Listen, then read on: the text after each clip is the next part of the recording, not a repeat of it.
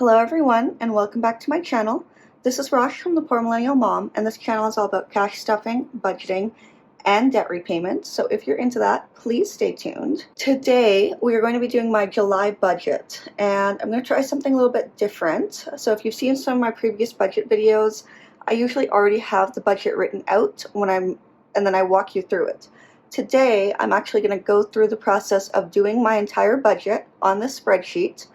And I'll take you with me while I do it. I'll talk through it, and by the end you'll have a good idea of my money and where it goes. So I've got my iPad, I've got my keyboard, I've got my water, and let's get started. Okay, so this is my budget spreadsheet. If you're interested, you can find a link in the description box below. And I created this myself on Google Sheets, so all you need to do is make a copy and enter in your specific details.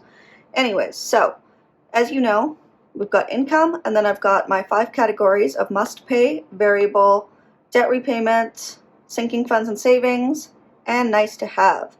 So first, my full-time job, which for the summer is actually going to be part-time. So I will be working 17.5 hours a week at about $26.50. So let's just do that. So 17.5 times 26.50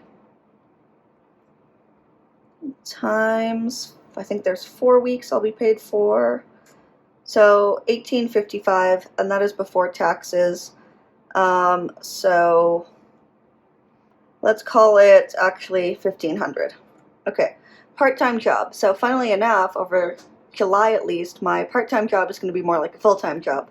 I work in theater. We have a Broadway run coming through, so I'm going to be working basically every single day from July 12th to 31st. Maybe I have 2 or 3 days off sprinkled in there, but I'm going to assume I'm making about $1,500 after taxes there. So that will be nice. That gives me so far $3,000. And then we've got child support, etc. My child support amount is going down because my ex-husband, long story short, he's not making as much money because he didn't want to anymore since I have a job now, which is not how that works, but that is a tale for another time. Anyway, so my child support is dropping from $300 to I believe it's $250, and then daycare we pay for August and July, so the daycare amount he's going to pay is probably like $60. So let's just add that in. So that will be $250 plus, let's just say $50, so for a total of $3. So if you've seen my budget before, this amount used to be about $608 because he paid $300 in child support and then $308 towards, or $608, so $308 towards daycare. And he's not doing that anymore, so that's going to go down quite a bit. Benefits, this is supposed to be recalculated, but I don't know what to, so we're going to say that it's going to stay the same at $477 in child tax benefit, plus I believe the GST comes in as well, so I'll put that as maybe $120. I think that's the only one. There might be another one, I'm not sure, but let's budget lower than we anticipate and then be happily excited when we have more. So that brings us to $3,897 in income for the month of July. So now we'll scroll down here to our must pays. We've got rent, of course, and then we've got groceries, internet, utilities. What else? I don't have to pay childcare, or I don't have to pay tuition again until August.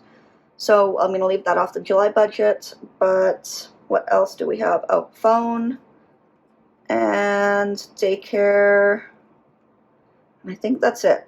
So rent is due on the 1st.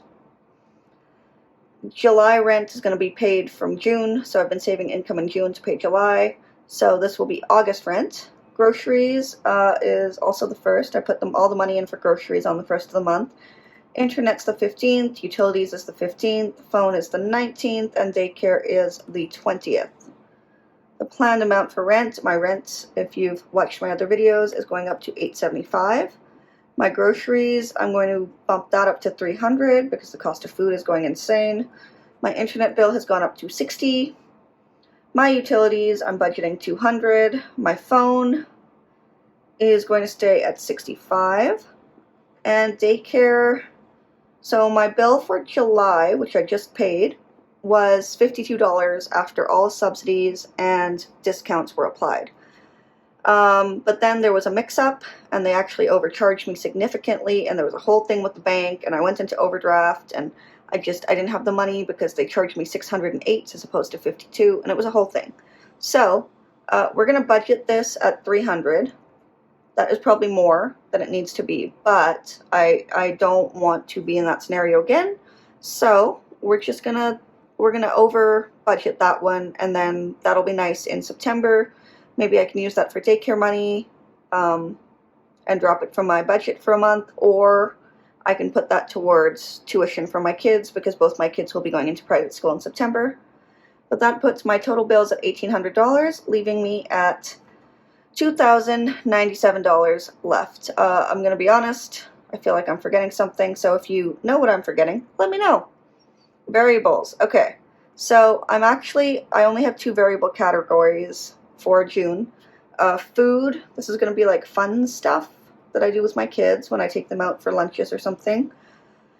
And then fun is going to be another $200 because taking a family of 4 out to do things is expensive. This will probably also include gas if we go out of town, that kind of thing. So that's going to total $400. And then debt repayment. RBC is, I believe, RBC is the 13th. Fido's the 4th. Tangerine is the 6th. Okay.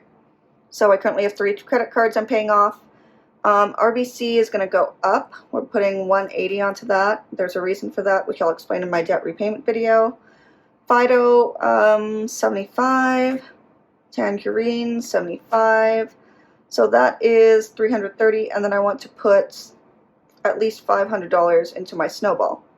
So that brings our total towards debt repayments at $830, leaving us with $867.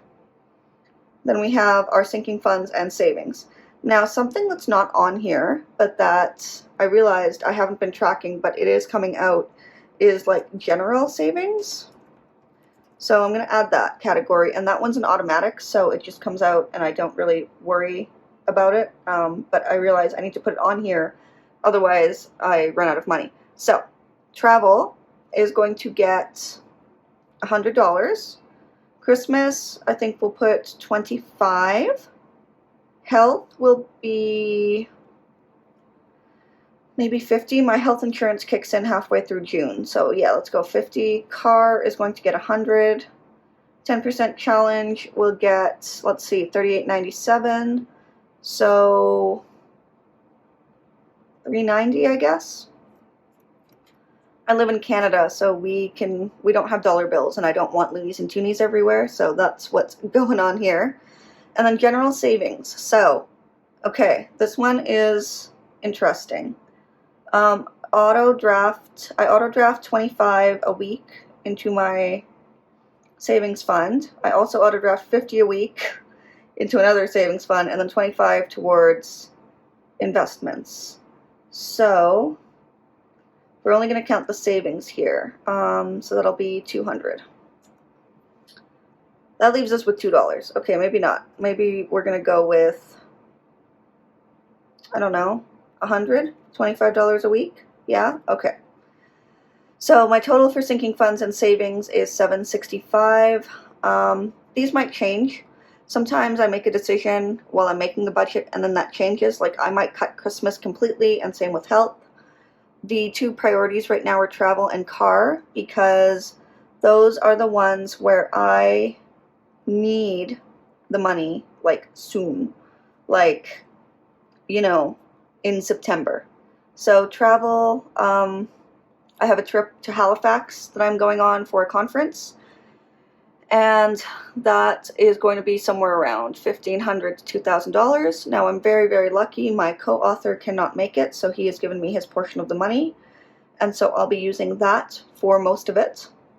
And then I also have to pay for my trip to Jamaica for my cousin's wedding in December. And that's going to be another $2,200, I believe. So lots of stuff, lots of expensive stuff. but all the travel and expensive stuff will have been dealt with in the summer. So that's exciting.